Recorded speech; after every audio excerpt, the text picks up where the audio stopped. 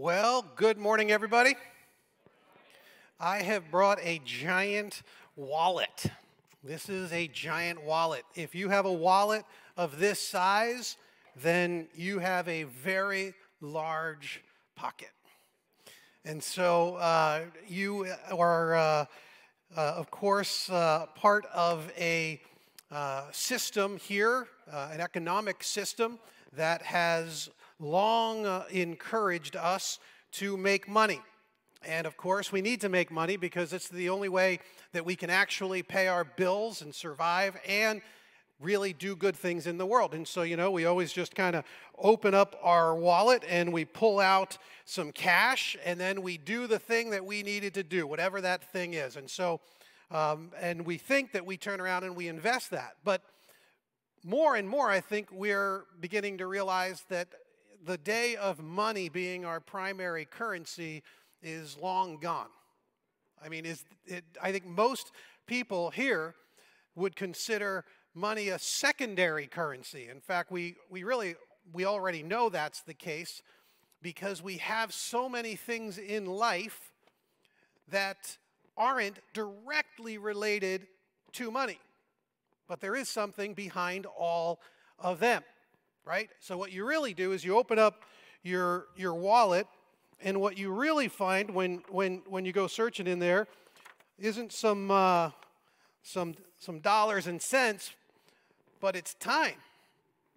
Because time is actually your main currency. And you know that's the case because you actually take time, and that's how you turn around and get a job. And so you get a job in order to make money, which means you've exchanged some of your time for money. So currency, something that you can actually spend to make money, is your time. Yeah, your talent and all your experiences, but you got most of your talent, experiences, and education by investing your time. And so you just go in there and just keep investing your time. Now, here's the thing about it. We always talk about currency in a way that makes it so that the end goal of currency is to have more of it, right? So we always want more of this currency that we think makes the world go around. But isn't that the kicker with time? How much time do you have? Well, if you want to just think about the day ahead, you've been given 24 hours. Which means you have exactly the same amount of time as everyone else. So how will you spend it? And it's a remarkable little exercise because if you think through every day and then a week and then by that a month and a year and the whole of your life, you realize that there are certain things that are sort of non-negotiable, right? There's always some self-care. You got to put some time in to sleep.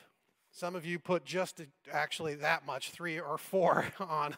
That's all you really get. But we're told that we actually need something like 7 or 8 or 9 for some of you. I remember when my kids started getting older, and all of a sudden they went from needing like maybe it was 7, 8 hours, 9 hours, and all of a sudden they were sleeping 10 or 12 hours, and I was like, "What's going on here?" And they said, "Oh, developmentally this thing happens." And then somehow we're told that now we get by with like 4 or 5 or something like that. Really? And there's other things with self-care as well, right? Because this is a kind of we're a more sedentary kind of a people, and that means we have to actually go out and look for work, like an exercise. We have to take care of our bodies in ways. And so you might say, "Yeah, I probably got to drop some time into that." And with that is like brushing your teeth, because you should do that. Like it's kind of one of those self-care things, and this takes time. Like you have to eat. And before you know it, you're actually dropping a whole lot of time in making money and just yourself.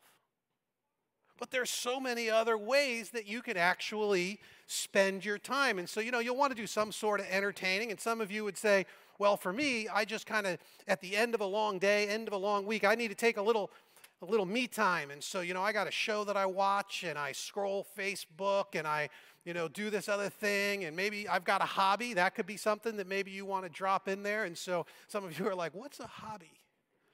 Hobby. I know that word. I've heard that word. I don't know actually what it is. And then, of course, over here, you got to invest in your family and friends. And that's just not only if you're a parent with kids. Yes, you need to invest in your kids if you're a parent. That's true. You definitely want to do that. But there's other family responsibilities. We have some, you might have some elderly folks in your world, in your realm. They might be, your parents, or it might be an aunt or someone, or there might be some people in your neighborhood that you want to be investing in. There might be friends here at church. You want to have, some time and you want to invest. And so you're saying, I'm going to definitely put some time in with the family and friends. But of course, you're here at church, which means you also value your journey with God. And so I'm calling all of that stuff worship. And so, you're going to want to take some of your time, right, and spend it pursuing God in a very, obviously every day of our lives is pursuing God. But, we want to have some dedicated moments where we pursue God. So we might drop an hour in there. And it's Sunday, and Robert talks too long sometimes, so maybe we have to drop a second one in there. But also, some of you check out before it's over, so maybe not. Maybe I just take that right back out. And of course, many of us know that we turn around and we waste a whole lot of it, right? Like, no, I don't actually waste much of my time. And then all of a sudden you set one of those reminders up on your phone that tell you when you've run out of time for doing one of your social media kinds of things. I set when the new iOS came out, I set my timer on Facebook for 15 minutes. You know how fast 15 minutes comes up? Sometimes I haven't had breakfast, and my phone's like, hey, you're done for the day. I'm like, what? I didn't like anything yet. Like, I got to go do something. I got social. And then we have a little bit left over. And so we kind of figured out, we're like, I want to have more family time. But actually where most of us spend it is right in here, right? We just keep piling in here why? Because we have a currency that we're after, another one. We're trying to trade our time for money. And where you spend it will, of course, reveal your values. Right? We all know that. You say, no, I don't do that. I have to work so much because that's what my job demands. Well, your job demands it, and you do it for a reason. Remember, the exchange is behind the scenes. So what you're really doing is you're saying, I value what the world thinks about me and my status and my career. Maybe that's why you drop more in there. And you're like, no, that's not it. I'm having trouble putting food on the table. And so now there's a certain amount of security that you value, or care for your family that you value. And so that's why you end up dropping a whole lot more in here. Others are going to say, yeah, but I really value my family and my friends, and so I spend a whole lot of time every single day. I'm working, to connect with people, and I'm intentional about it. But you see, wherever you're spending your time will reveal a big portion of your values. And because you only have 24 hours in a day, just like the person next to you, it's a great barometer on what you value. And of course, here we are in this series. We're trying to figure out how to live the superlative Christian life. We're trying to figure out what it looks like to live not just this kind of Christian life, but that kind of Christian life. What does it mean to follow Jesus and to be a part of his community in a way that just knocks our socks off? That's what we're hoping for, to live the kind of a Christian life that brings genuine and lasting and true joy to our hearts. And so according to God, if you want to make one of the smartest investments possible, something that will pay dividends for eternity, then you are going to want to invest in his mission. You're going to want to invest in his mission. In fact, a great argument from the scriptures could be made that you were created for mission. That the church itself only exists for mission. Sometimes we get this idea that the church exists just to help you in your spiritual journey, and that's a part of God's mission. But in fact, we are here to bring the love of God to a world that desperately needs it. That's his mission. And he is going to do that through people who know him and love him with all their heart, mind, soul, and strength, and love other people as themselves. We point to that mission and we say that's actually how God explains this superlative kind of Christian life. So we're back in Romans 12 this morning. I know we did 2 verses in the last 2 weeks, but we're actually getting past verses 1 and 2. So if you could open up to Romans 12, we're going to spend our time in verses 3 and on. But I want to go back and review for just a minute because this whole section by Paul is just so tight. It's just so tied in with exactly kind of this argument that he was trying to lay out for us. And what we find here is both the basis for it, the mission that he has for us, and then how we particularly are meant to live it out. So Romans 12, starting in verse 1, follow along as I read it. Therefore, I urge you, brothers and sisters, in view of God's mercy, to offer your bodies as a living sacrifice, holy and pleasing to God. This is your true and proper worship. Do not conform to the pattern of this world, but be transformed by the renewing of your mind. Then you will be able to test and approve what God's will is, his good, pleasing, and perfect will. For by the grace given me, I say to every one of you, do not think of yourself more highly than you ought, but rather think of yourself with sober judgment, in accordance with the faith God has distributed to each of you. For just as each of us has one body with many members, and these members do not all have the same function, so in Christ we, though many, form one body. And each member belongs to all the others. We have different gifts according to the grace given to each of us. If your gift is prophesying, then prophesy in accordance with your faith. If it is serving, then serve. If it's teaching, then teach. If it is to encourage, then give encouragement. If it's giving, then give generously. If it's to lead, do it diligently. If it's to show mercy, do it cheerfully. Love must be sincere. Hate what is evil. Cling to what is good. Be devoted to one another in love. Honor one another above yourselves. Never be lacking in zeal, but keep your spiritual fervor, serving the Lord. Be joyful in hope, patient in affliction, faithful in prayer. Share with the Lord's people who are in need. Practice hospitality. Now, God's love for us is the spring from which our love flows. And we see that over and over and over again in scriptures, but we actually see it right here once again. So in Romans, there are 8 occurrences of the word love in the form of agape love. Some of you heard that. It's a Greek word, agape, and it means love. And there are 8 occurrences. 4 of them have already taken place in the book of Romans. And those 4 all relate to God's love for us. And so you're reading along in Romans and you're like, hey man, all of a sudden it's like, here's God's agape love for you. Here's God's agape love for you. Here's God's, it's chapter 5, verse 5, 8, 8:15, 8:39. All of these are about God's love for you. And then a shift takes place right here from around chapter 12 to 15. And from 12 to 15, we get 4 more occurrences of agape love. But now it's your love for others.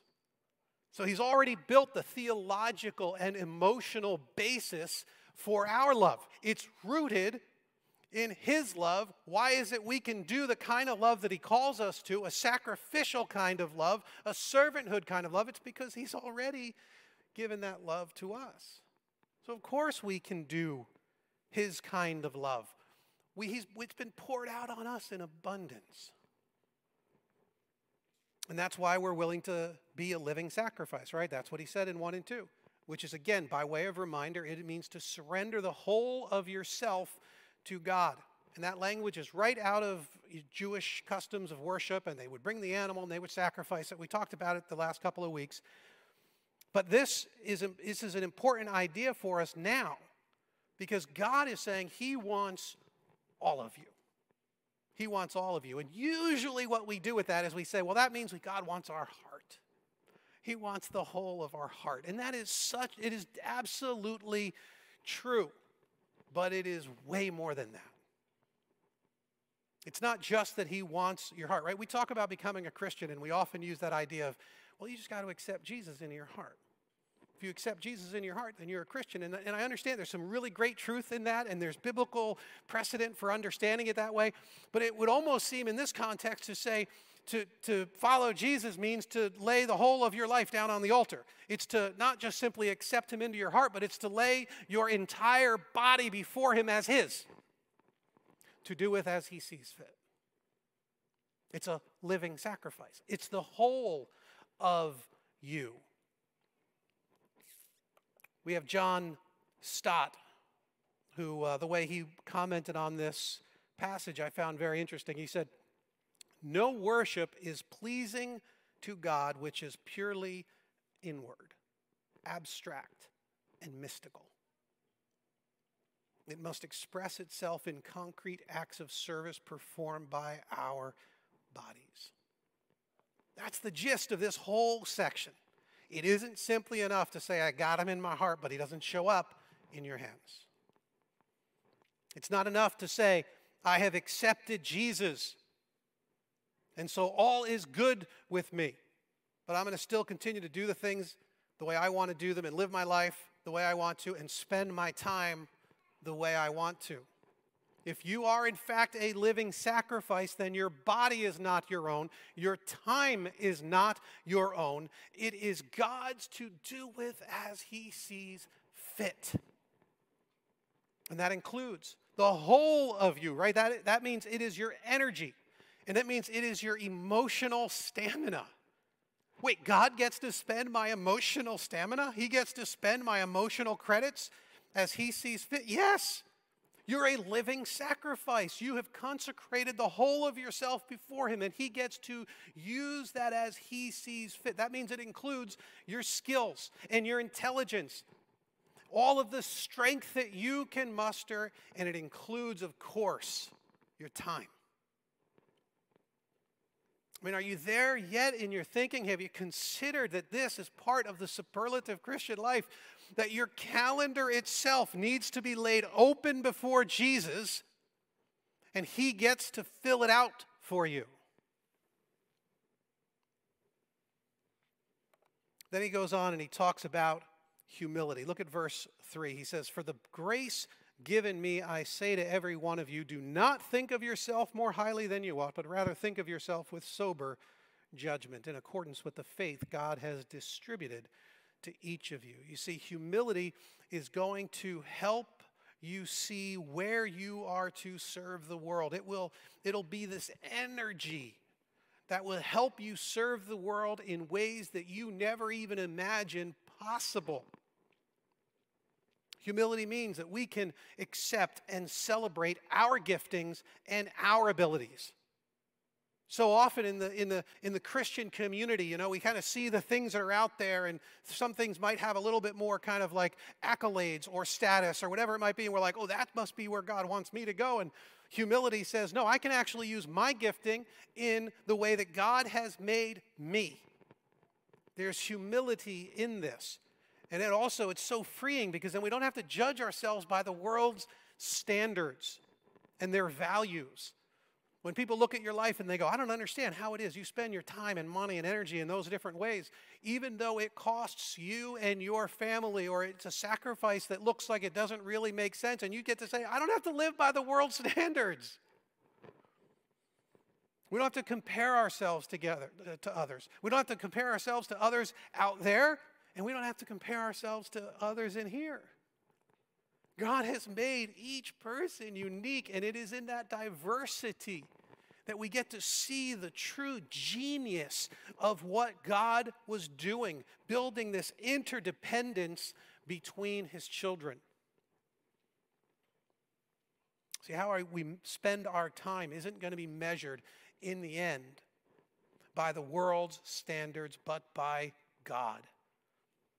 It also means we don't have to be jealous of another person's gift. If you have humility in your service before your God, then you don't need to look at another and be like, oh man, I wish I had those gifts. God doesn't think that way about you. God isn't looking at your life and saying, you know, oh man, what they did today, you know, I wish they were doing like real work in the kingdom. God actually gives the real credit to those who are living out their calling in humble service and sacrifice to him. He's made you in this unique way. And then he has said, go and do that thing. And in that you will find superlative joy. I mean, in that way, the system is rigged in our favor. You get to actually live out of your unique gifting. And you get to live out of your unique strengths. And God looks on it and he goes, and now that you're doing it, I'm so happy with you. Like the system is rigged in our favor. We're the ones who complicate it. He also says here, it's not, you have to do it with sober judgment. It's not with arrogance, but with sober judgment. And I love this idea because he's saying, first off, don't be arrogant, all right? Don't be like, I kind of feel like I'm God's gift to the world, So because God's real lucky to have me on his team, right? You're not God's gift to the world, right? Like, you're not like, God's gift to humanity. Except you are. See, if you do that in arrogance, then of course you have messed this whole thing up. But God has actually given you his gifts to be a gift to the world. So his empowerment flows through your experience out into the world. So you don't have to approach this with arrogance, and you also don't have to be overly critical of yourselves either.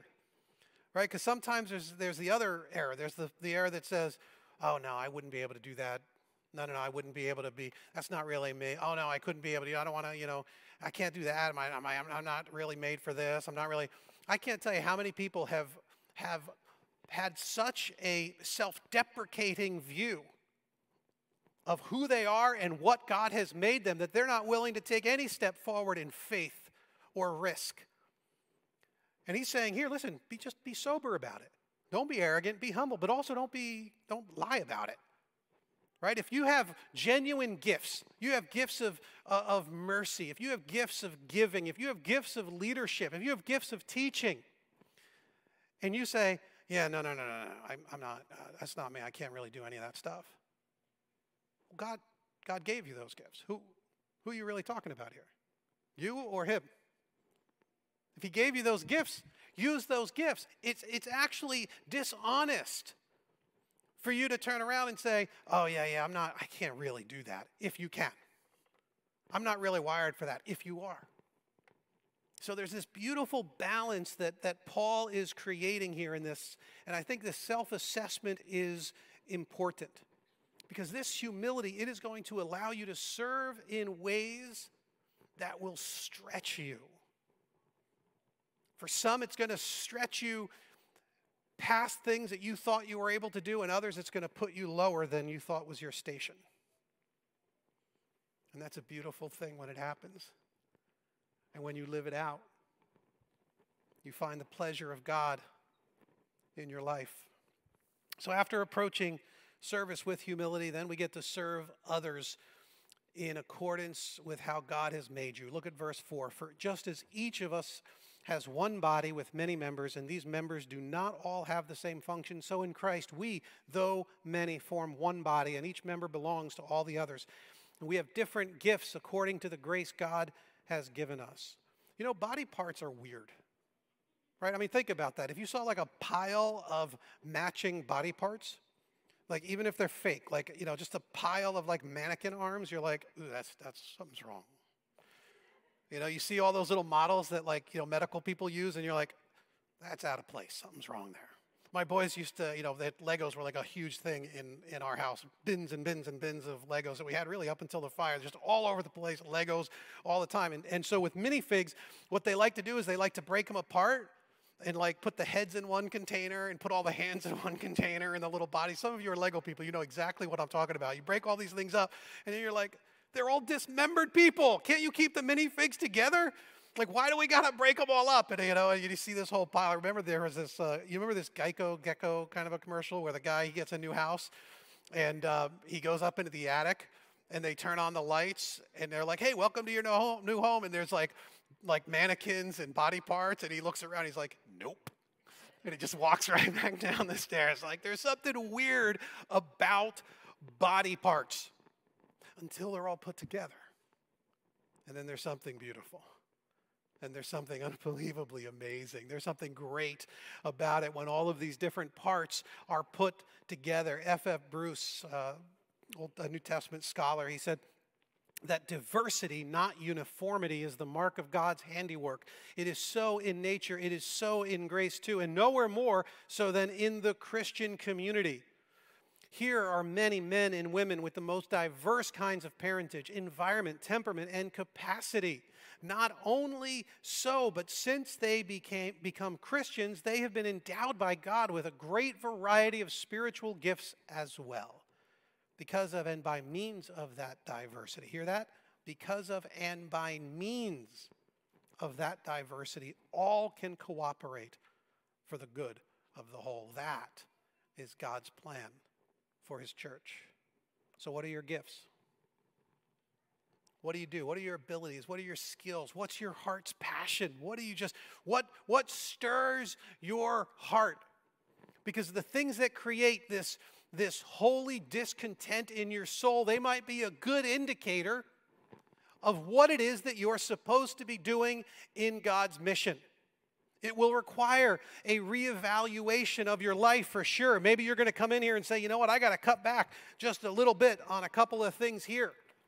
I got to make sure. Maybe I can take some of, my family time and turn that into a joint mission with my kids and with my friends. And maybe I can just take this whole stupid bucket of wasted life and put that toward what God has really designed for me. And you see, we get to reevaluate our lives based on the principles that God has laid out for us. And if you have this holy discontent, what is it?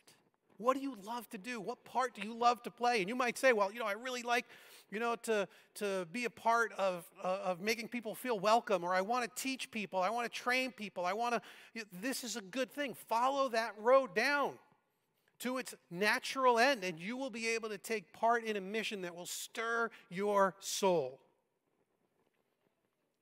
There's an ancient, 300 AD, I think, Origen is his name. He says, we're not just to receive the stranger when he comes to us, but actually to inquire after and look carefully for strangers.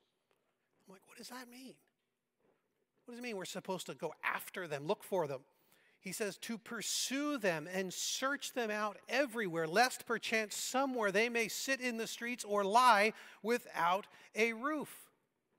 I'm reading this quote and I'm thinking to myself, what is he talking about? Well, look at Romans 12, verse 13.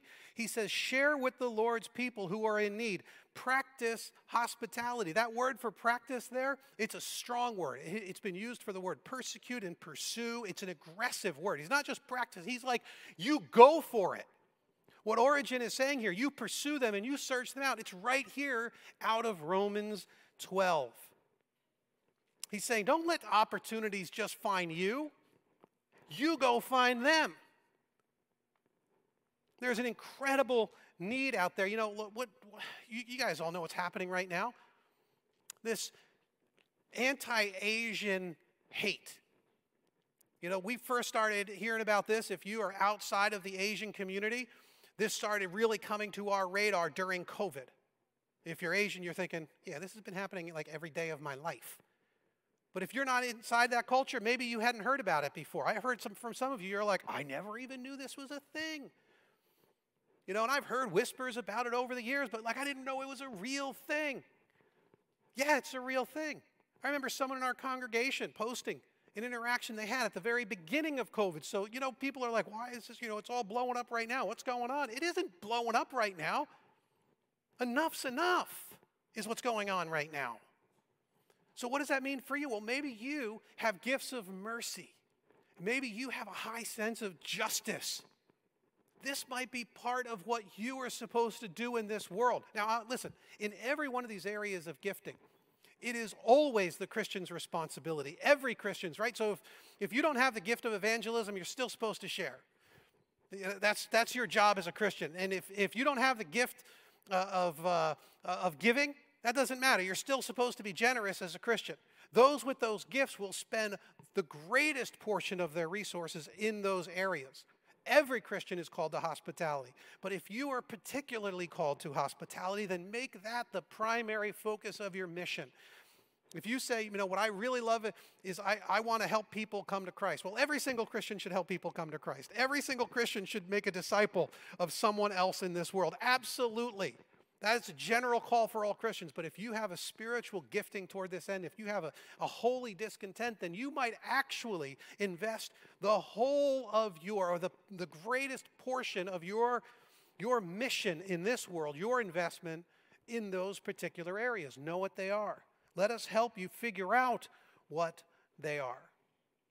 And don't just simply wait until a need comes looking for you, but instead go out. Because Christians, we have been told by our Savior to go to the highways and the byways and to look for those in need and to meet those needs in His name. That's how we serve the world. So where will you serve? Where will you serve? You guys got this when you came in. If you didn't, you can certainly get it on your way out. And what you'll see is the opportunities at Beacon to serve are many and diverse. And so, we've been talking about our mission here. This is our spiritual formation pathway. And right now we're talking particularly about serve the world. We've spent the last really now 2, 4, 6, 7, 8 weeks talking about these parts of our mission as a church. And now we're switching gears and we're talking about this part. What do we do as a community of faith, in a corporate sense, as a spiritual family? How do we go and serve the world? And you look through this list and that's what you're going to see. This little handout, it just goes through and it just talks about all the different ways. Maybe you're saying, I love helping people grow and worship for God, fall in love with Jesus. I want to help people feel welcome and connected to this spiritual family. Then there you're taking a look at the First Impressions team. And maybe you say, well, there's a whole lot of people who are hurting in our community, and there are people that need a little bit of love from Jesus. And maybe you're thinking, well, the care ministry might be for me. Or you want to help you like to serve people. And so, we've got a group of people who are out there every Sunday. They're checking us in. They're watching after our volunteers. They're making coffee in the cafe. They're serving up a healthy dose of hospitality. Why? Simply because they love people? Yes, but because they love people in God's mission. They're trying to create an environment where people will come in and know by the very tangible acts around us that they are loved. They're loved by us and that they're loved by Jesus. They're living out their faith in their bodies. We have all sorts of opportunities behind the scenes, a great compassion team. That's where the food pantry falls under. But the compassion team is doing all sorts of really awesome work that is happening all the time. And so often people will say to us, hey, do you guys ever do anything here? And we're like, yeah, we got this thing over there. They're like, really? I didn't know you guys do that. I'm like, yeah, this is all the time. We're having all these amazing things that are going on with so many volunteers and leaders who are giving of themselves. And over we see it. You get in this area, and this is all of our group life stuff. This is Alpha, and it's small groups. There are connect leaders within the small groups, and then there are the Bible study teachers, and there are hosts in these groups. And what are they doing? They're creating a little environment for a group of people to know that they are loved in a way that Jesus wants us to love. They're creating a community here where if you ended up in the hospital, everyone in your group is going to drop what they're doing and go see you in the hospital. They're going to pray for you. They're going to support you. They're going to encourage your family. They're going to be your family. That's the goal of our group life. And then you say, I want to help people grow in their faith. I want to get them deep with God. I want to get them deep with Jesus. I want to show them what it means to live the Christian life. Then you want to be part of our growing Christ ministries, our discipleship ministries, our D groups, our D classes. And you might say, well, I'm not a teacher. Okay, then don't be a teacher, but then let it help us run the ministry. Maybe you're an organizer. Maybe your heart is for growing people deep and your skills are administrative. Then help us run that program behind the scenes. You see, there's not just simply one way to serve in all of these different areas. Take your passions, take your skills, mash them together, see how God has made you, and let's figure out a way for you to live on mission for the kingdom. And around we go. You can follow that circle. Kids Quest, Fusion. I can't tell you how many lives have been transformed for eternity because a group of people have committed themselves to your kids and your teens for eternity. So many incredible opportunities all along. This list will give you a great sampling of what is out there and what is available now. Some people ask me, hey, I want to serve. I got the gift of helps. I just want to serve wherever I'm needed. We'll give you a long list as well, because right now, Beacon, or as a portable church, our ministries are a little bit unique from what a lot of churches face, because, we're running at like 80 or 90% of pre-COVID activities and events. Our ministries are almost fully spooled up. We only have a few kind of big event things that we're not yet currently doing. But we've opened up our kids programs. We opened them up early and safely. We had new initiatives that came because of COVID. All of this stuff, 80, maybe 90%, we've spooled up with like 40% of our folks back. So it's like, you want to talk about a group of people that have served tirelessly and sacrificially. My goodness. Those of you who have seen us through the last year, hats off to you, man. In fact, I just want to give a round of applause to all of those who have been making this reality. Almost every one of our ministries became more complicated over the last 12 months, and there have been a group of people who have been working tirelessly behind the scenes and on the front lines to make everything happen, to provide all of these ministry opportunities so that we can still help people love God and love people and grow in Christ and serve the world. It's been an absolute privilege to be serving with all of you during this incredibly tumultuous time. So here's what I want you to do. Not all of you are yet plugged in. Some of you already have ideas on what you want to do, and others are saying, I don't really know. But we will not be content until every single person who calls Beacon Church home is experiencing the kind of superlative Christian life that is linked to God's mission. You will love it. You will find great joy in it.